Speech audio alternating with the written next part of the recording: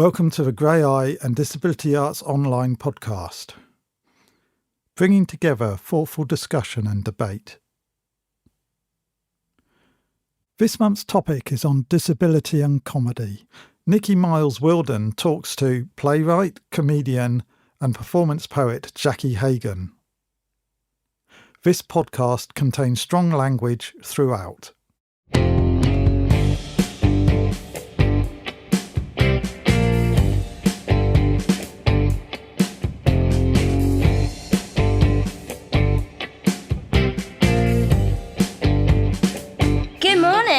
From a very muggy London. Monday morning it is, and I'm here at our Grey Eye Studios, joined by the two-time winner of the Saboteur Best Spoken Word Show Award, the Jerwood Compton Poetry Fellow, Creative Futures Literary Award, and nominated for a winning of the World Award for creating lasting social change. It is none other than Jackie Hagan. I feel like that should be like Dame Jackie Hagan at the end of that. Big Dame. Imagine me dame. being a dame. What would you do if you were a dame? I'd walk around in a big nice hat with a brolly. Well, describe the hat. What would the hat look The like? hat would be, let's stay on the hat for the whole half hour. Yeah. The hat would be purple and floppy and the brolly would be frilly.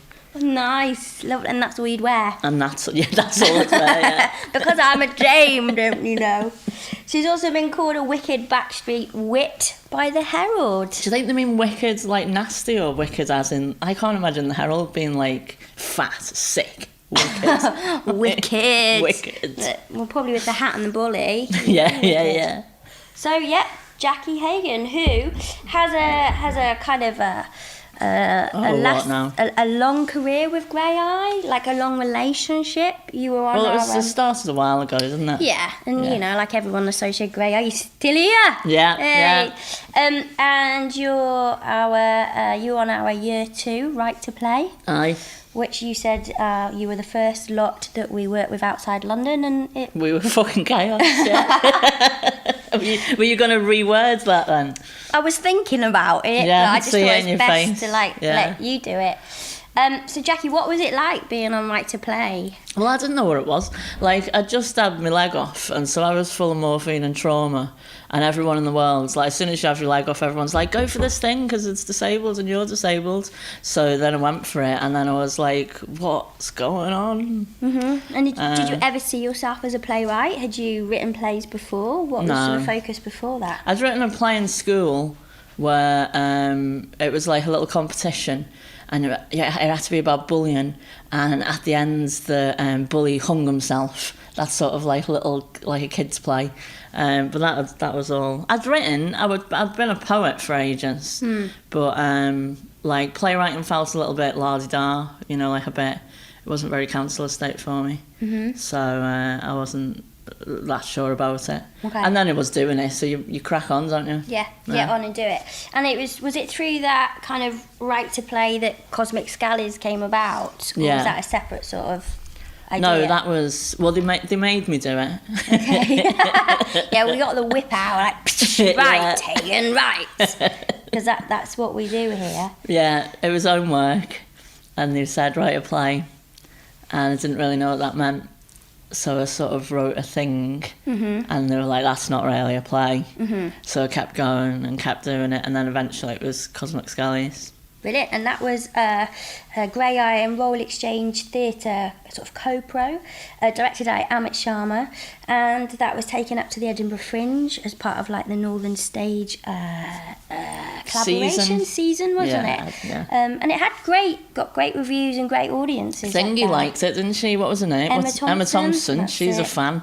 You need to get her quote on your website now. Yeah, that's it. That's there. Is it there? Yeah. What did she say? She said, "Oh, that's Jackie Hagan. She's boss," something like that. There you go. That's all you need. That was it. Yeah. Emma Thompson. Jackie Hagan, defo boss. Emma. Yeah, that was it. Yeah. Yeah. So that's just kind of Right to Play kind of helped you become a bit more sort of proper, I guess, a bit more London-y and stuff. I was like, because I've been knocking about for a while before that, doing like comedy and poetry and stuff, but yeah, it sort of gave me a bit of a leg up. Oh my God, that's not meant to be a joke. That's not, like, I don't, like, I'm not anti, I've got one leg, everyone, by the way, because they can't see me, can they? But, yeah, like, I'm not, like, anti-leg puns because it's leg things, it's because I'm anti-shit puns, that's what I'm anti. But, yeah, anyway, go on. So it gave you, it helped you, as you say, get into the kind of London scene. So did it help open other doors to a lot more opportunities? I think so. You don't know what's causing what, do you, sometimes? No. Because a lot was happening because people just loved the whole me having my leg off thing, because I'd done the whole, like, I'd sort of not, I don't know what the word is for, like, when you live tweet something but on Facebook. Did you live tweet your leg? Yeah. I was not coming off. Like, yeah, that's like drawing it like that. Yeah. But like the whole thing, because it was we didn't know what was wrong with us and that, so that got a lot of attention. And then I toured the Some People Have Too Many Legs show, so that was getting lots of attention. And then Cosmic Skellies was sort of straight after, so it was all going on. So yeah, it threw me up into the world of like doing solo shows and just doing hour-long things instead of like 10-minute things, you know. Kind of pushing you that way and as a writer to fill those. More money, so it's like then you can sort of do stuff full time and take it more seriously and become more focused on it and understand what the kind of the stories are. And it's just ego, isn't it? It's like you sort of get validated, don't you, by people going, well, that was good, and then you do more of it. That's the way the world works. That is the way the world works. And I think what I loved about Cosmic Skellies was the two characters, the voices that they brought. That was something that's not, I don't think is there much in kind of the British theatre scene. Yeah, just like normal council estate voices, not being like, oh, I'm on a council estate, I've got to go to the factory now. Like, just like normal, like what you normally talk like. And being funny and being dark at the same time, because people think that if you're being funny, then you're not taking something seriously. But it's like, actually, it's harder to be funny about something serious than it is to be serious about something serious. So, like, yeah. And council estate people are good at that. Yeah. Oppressed people are good at that, I reckon. And I think it's about them being perfectly rounded characters, and we were laughing with them, not at them. Oh, yeah. Which I think can be quite apparent in some plays that we feel we go and see. Well, you know, people are seen as inspiration for what they're going through. And sometimes that's how disabled characters are portrayed as well. So much, yeah. Whereas in Cosmic Skellies, we were really with those people. And it's not like you're trying to, I'm trying to normalise the disabled council estate experience. I'm not trying to normalise it. It just is normal to me, so I'm writing about it in a normal way. So, yeah. And I think that's what you do brilliantly in your work, as well as in, like, whether that is Cosmic Skellies or whether that's you as a person. Yeah. You're not making a big song and dance about it. No. Or it's because in storytelling, isn't it? If someone is like not the default person, which is like, you know, white, able-bodied, like straight fella, then it becomes a part of the story, doesn't it? Yeah. That's like, then we all know that means, oh, this is happening now. How did you get into comedy then? Was it after having your leg off or before that? No, it was before that. Scouse is just, it's the way we talk, isn't it? But it was from doing, because I did poetry, because I went mad, because I went to university, and university is shit. If you're like little council estate kids and you go to like a posh place and you don't realise. So I went mad and started doing poetry, because that's the natural next thing, innit? And then realised that I preferred the gabbing in between poems, and that's when I started doing comedy. Comedy with spoken word, or how did it work, or was it just complete stand-up? Well, I'd just fucking anything where someone would give me a microphone, I'd have a crack, like. But, so I do stand-up sometimes, and poetry. Yeah. Have you ever had any gigs where it's just gone, like... Fucking shit. Yeah, of course, yeah, because I'm weird. It's not like because you've got to do right. So I've got quite a lot of like the factor. Like even before I had my leg off, are you doing a face as if you don't know what I'm on about? Yeah, like why did you have the why did you have the factor? Because so even before I was like physically disabled, because I was hanging around with like quite a lot of posh people, because like the arts, and people were like, council estates. Oh, Okay, you I went see, to a yeah. shit school. Oh, you went to Blackpool as a kid or whatever. So that like little, you know, that Tip the head to the sing-song, side, yeah, yeah, tilt okay. of your head. So there's a lot of R factor going on. So comedy's good at getting rid of that, isn't it? It's good at sort of going, yeah, look, you don't have to look after me. And it's good at like getting away like the vulnerability. And comedy is like the opposite of embarrassment, isn't it? Like everyone's embarrassed about everything in the world. People are embarrassed of like owning an arsehole, aren't they? Like you can't walk down the street with like your arm in the air or something. Like you can't walk through Liverpool with a cardboard box without some like 3 people going like cardboard box at you. Like you can't do Stating the anything, can you? Yeah. You can't do nothing in the world. Like because otherwise, oh my god, it might be weird. So everyone's like living these weird tight rules. It always feels like Jane Austen times where everyone's knocking about with a hat on when they don't need to wear a hat. Like it just feels like we were living these mad tight rules. So comedy is the opposite of that because it's like going, okay, I see what your boundaries are and I can, you know, joke about them. And also don't worry about it that I'm off a council estate and I've got one leg, you know, I'll sort it out for you, but without being too fluffy. So yes, that's why I have shit gigs, because I'm not really fluffy or cliche, and people sometimes crave a little bit of cliche, don't they, because it's safe, and I'm not happy to give them any of that. Like you've got to make the audience halfway, haven't you, because otherwise you just fucking do it into a vacuum. Yeah. But like yeah, it's all odds taking my leg off and mates doing stunt puppetry and weird shit like that. But you know, it's just the horror of being a cliche, isn't it?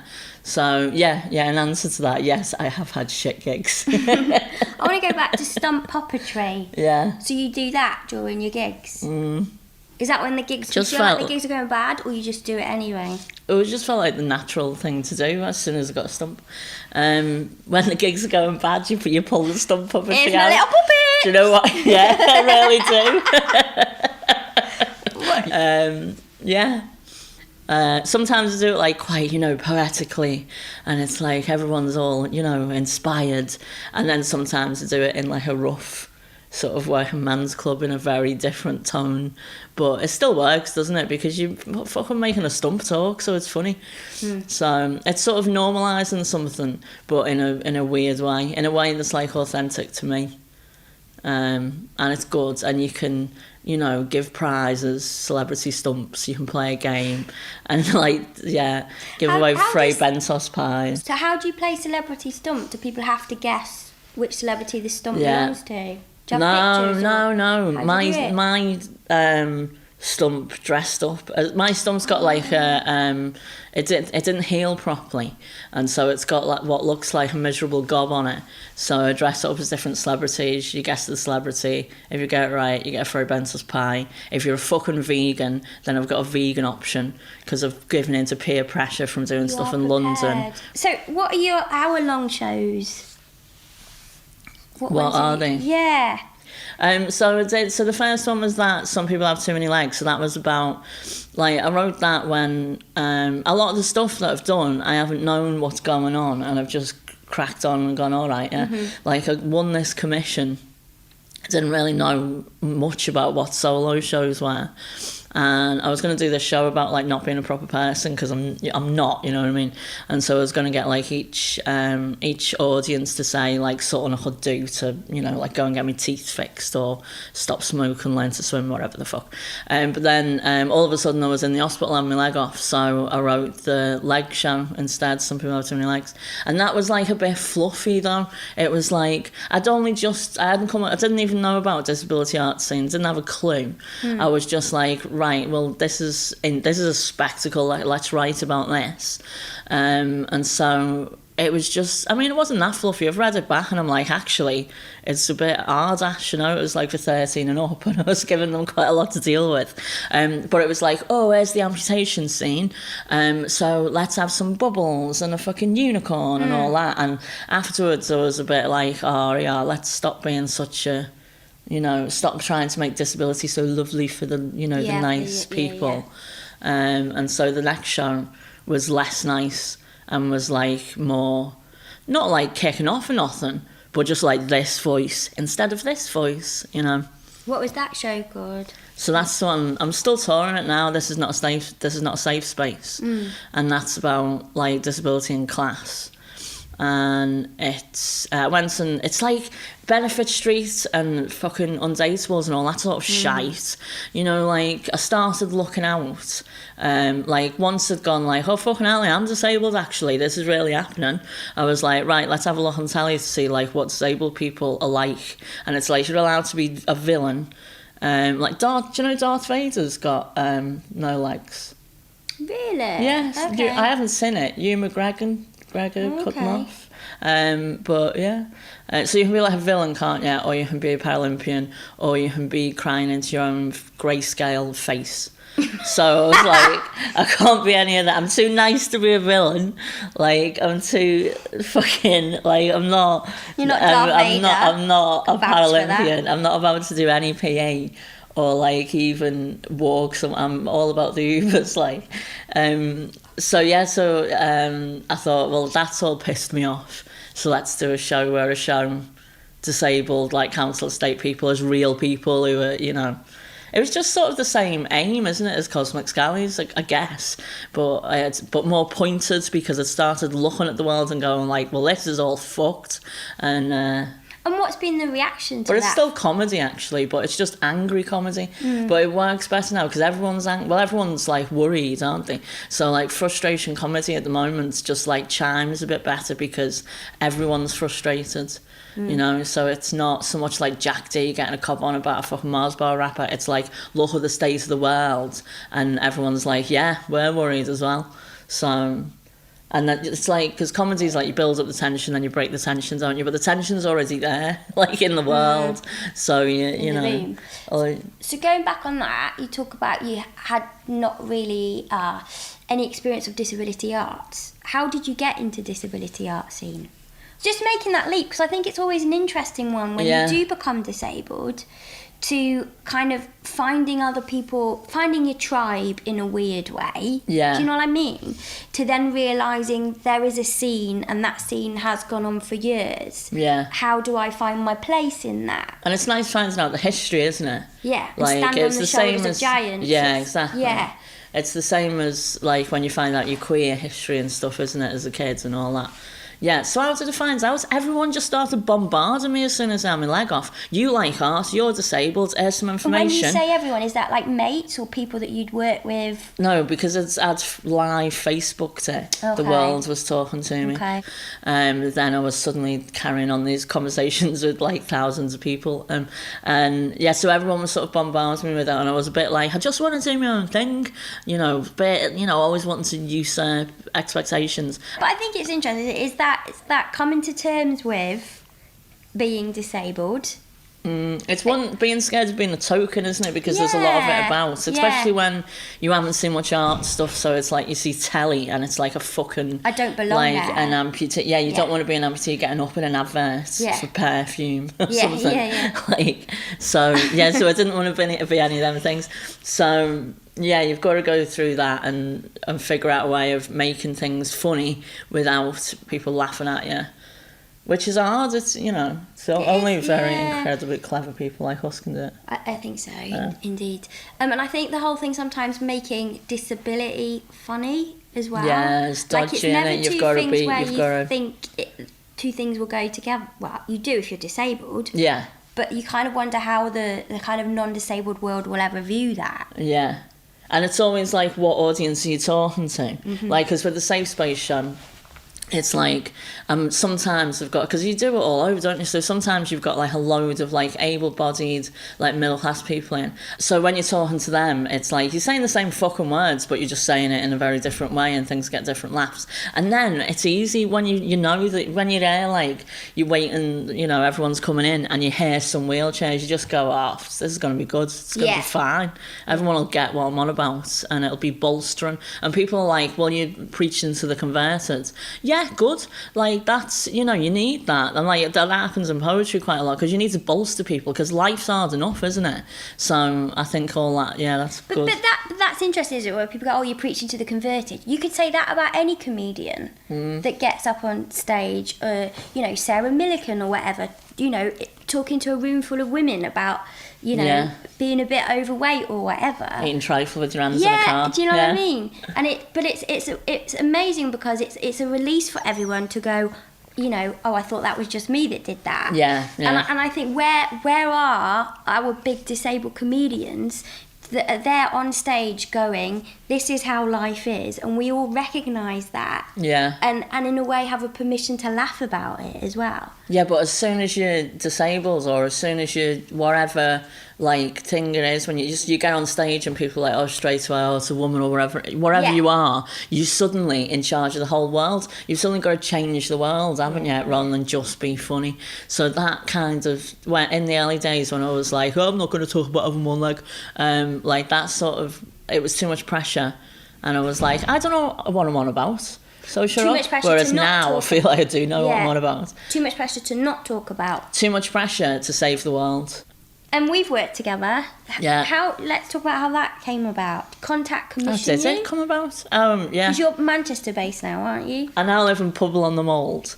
Yeah. And I'm creating the council estate scene there. So how did Oh yeah, yeah. so How contact. did So the I've worked with contact contact show? for ages. Contact Theatre in Manchester, if people didn't know about it. Yeah, they What- just call themselves Contact now, not Contact Theatre. Because But they're they not are in a theatre. They Yeah. are. Theatre's Yeah. being renovated. And they work primarily with kind of Young people, yeah. They put like young people at the centre, don't they? Give young people the choices. And because I wear pigtails, I get away with them thinking that I'm still a young person. So they commissioned you to write a Christmas Kids show, yeah, Christmas show.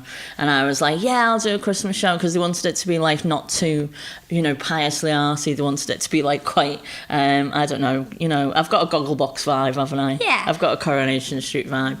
So they wanted it to be sort of unabashedly, I'm happy to go sort of cheesy without being horrendous. Without being horrendously cheesy. Yeah. And so they wanted that, and then I was like, yeah, I can definitely do that. And then I was like, can we like not mention Christmas at all? Because that's like a little bit, you know, like excluding people. They were like, You have to Then get I it in was once like, or twice. well, can we have, can I have, everyone needs to be able to do BSL. But they did let us have pretty much everything we wanted, didn't they? Like, we were Yeah. really demanding, but that's what you've got to be. It was great, and we got together and we kind of chatted about it. We had many days in your flat with pieces of flip chart paper pens, Making up bear puns. because the show, it's the Forest of Forgotten Discos, which is at Hope Mill Theatre last Christmas. And it was, we spent many days drinking large copious amounts of coffee, highlighter pens, coming up with ideas. Oh yeah, I wanted it to be like about immigration and taxes at one point, didn't I? for 5-year-olds. And we kind of moved away from that, and then and we did some kind of research and development with a couple of actors, and this idea of a kind of disco ball evolved, didn't it? Yeah. Out of being like a beacon of power. Yeah. And then we spent 3 weeks in a room, all of us with the actors. You'd written a kind of second, script, third draft of it, and I think as we got through those 3 week of rehearsals, we got up to like draft 11, didn't we? Yeah. It was a kind of a new draft every day. Yeah. But it was brilliant, and I think what you did was you brought That's characters. how Cosmic Scout, that's how everything I've written has been. But that's new writing though, yeah, isn't it? yeah. And having the writer in the room and being able, what you do brilliantly is you respond to the actors in the room and those people that we've brought together. Yeah, and we were good, like, we had funny actors as well, brilliant coming up with actors. funny stuff, like in the room, ideas that you can then nick. So I that's mean, good. they have to be brilliant actors and up for being creative when they know they're going to play a character called Bare Minimum, Bear Hugs, Bear Grylls, Alexa, and Red. So yeah. It was. And power and everything through farts and stuff, yeah. A lot of fart action, kids like farts. They love farts. Yeah. And then, of course, because we wanted to make it accessible, it was Yeah. like, how do we... Our best production meeting ever was, how do we make farts accessible to deaf young people and audiences? I think we got there. I'd love to add smell in next. Yeah. And Well, that's do the it obvious again. one, isn't it, in the real world? But yeah. But how was that for you, writing for that younger audience? And being able Yeah, it to was keep good. comedy Well, I've in it. carried on doing kids stuff now, haven't I? Yeah. Because I never really intended to. It was just a commission, wasn't it? And I've not got kids myself and stuff, but you know, idiotic in my own brain. So it's just tapping into that bit, isn't it? And it's just being, it's humour's humour, isn't it? And if anything, kids are better at humour because they don't overcomplicate it. You know, we overcomplicate things as we get older, don't we? And kids, you can just be, it's sort of getting to the core of humour, isn't it? Which is being daft because the world is absurd. So you're just daft, really. Yeah, and I think what was beautiful with Forest of Forgotten Discos was, you know, you introduced me to the word bum dot. Bum dot, wonderful word. Where did that come from? When I was a kid, if I was really anti-swearing as a kid, and Really? I had little signs around my room and everything, and so if I was really, really angry, if I was fucking fuming, then you'd get bum dot would come out. You bum dot. And also, never would I think in a kids show we would have bears with baskets on their bums playing a game called Out the Sprout, and having kids with buckets trying to pick up the sprouts. Me shouting out the sprouts and pretend German. In German. Yeah. Both of us out the Oh, it was sprouts. crackers, wasn't it, that show? You forget once you're in it, it just goes more and more crackers, doesn't it? I remember me good, and you'd been away whilst we got it in, because I think you were in hospital. Yeah. And we got into previews, and then you turned up for press night, and we both watched it. And at one point, you leaned over to me and you went, "This is absolute bonkers. What have we done?" Yeah, it was off its head. Yeah, because you hadn't seen But it. loads of exactly. I'd been away from it from a second. Yeah. But people who went, that was because Cosmic Skylines, people went to see it who knew me and my wear and everything. They were like, "Oh, it seems like a little bit watered down," and I think that was because I was trying to be theatre, you know, rather than just doing what you do, being authentic. And then they went to see the kids show, and they were like, "Yeah, that was just like coming round to your house." So I think most of the set was from your house. Yeah, it looked like the living room. So that was good. It takes a while, doesn't it, to sort of calm down and start being yourself and shout out the sprout in German. Yeah. And tell us what else you're doing now, like work for young people, doing Fantabulosa. Yeah, so I've joined a drag troupe. Well, I got really sick at the start of this year. I was in hospital for fucking ages at the start of this year. And I was like, because I am really sick. And so... Do you mean sick as in the Herald fat. sick? Yeah, wicked sick, backstreet wit. And so I was like, oh, right, am I gonna... Poorly sick. At the start of so I was like, all right, because I do fancy pants writing, I could just sit at home and do that, but it was like, right, let's go big or go home. So I joined a drag troupe instead of lying on the couch or lying in a sanatorium for the rest of my days. So your fancy pants doing your writing. With my hat on, let's bring it full circle. So I joined a drag troupe. So my drag name is Freya Bentos, and it's called Fantabulosa ! And it's a drag show for 3 to 8 year olds. Well, it's aimed at 3 to 8 year olds, but everyone, it's genuinely adults, love it and stuff. And it's we go and do it in. It's Ticker Tape who do it. Adam Carver's the director, and we go and do it in public places. So a lot of it's festivals and stuff. I saw it briefly at Greenwich and Docklands this weekend, and I love the kind of spectacle of it and the enjoyment of those young people that are they're made up. Watching it. They love it. Yeah. And there was one little girl following the one of the performers after, just shouting "I love you!" as they were leaving the performance area. Oh. It's just beautiful to see. Yeah. If I would have saw that when I was a little kid, I would have been made up. It would have and also it would have meant, because it is about gender and sexuality, and people are like, oh, you shouldn't be teaching that to 3-year-olds. Piss off, because we teach that to them anyway by going, Pink is this your boyfriend? And this is mummy and daddy are together. Well then, so that's my argument against that, is just piss off. But so if I would have seen that, I reckon it would have meant your that mind, yeah. blew my mind, but also maybe my teenage years wouldn't have been so shit because I'd be like, right, there are people like me in the world. yeah. In it, I can really. go. I can find. do what I want. I probably would have ran away to London to find it, but or a sequin shop. But yeah, it's good. It's from like Drag Queen Storytime. It's from that, which is happening all over the place. But this is like an extravaganza version of that. There's games and stuff, and there's all sorts. It's really, and it's quite emotional too. Is it? Yeah, it is. Sort of, yeah, it's lovely. Have you got any advice? Because you Have I got any advice? Yeah, have you any advice for anyone getting into comedy? And we've kind of focused, all of this podcast around comedy or theatre writing, poetry. I have You're got kind of advice. joining What was I got a big comment about comedy the other day. It's people making lazy jokes. Right, so when you first get into it, of course you're insecure and of course you're scared. That's the point of doing a new thing, isn't it? And so I think that's when people make sort of offensive jokes that they don't mean, that it's just lazy because you think that's what the audience wants. So don't do that. And I think I did a bit of that at the start as well. Do you think that's finding your way, finding your audience? Yeah, it's like Reading figuring the room? out the version of what meeting the audience halfway means, and it doesn't mean be a horrible twat to them.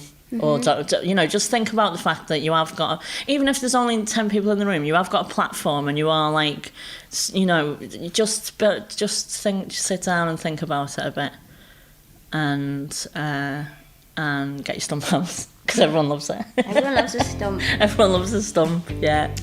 So yeah, there you go. Think about it. Get your stump out. Yeah. That's the best advice ever. I'm gonna have that on a t-shirt. Well, thank you very much, Jackie, for coming in this morning. Thank you very much, Nickie.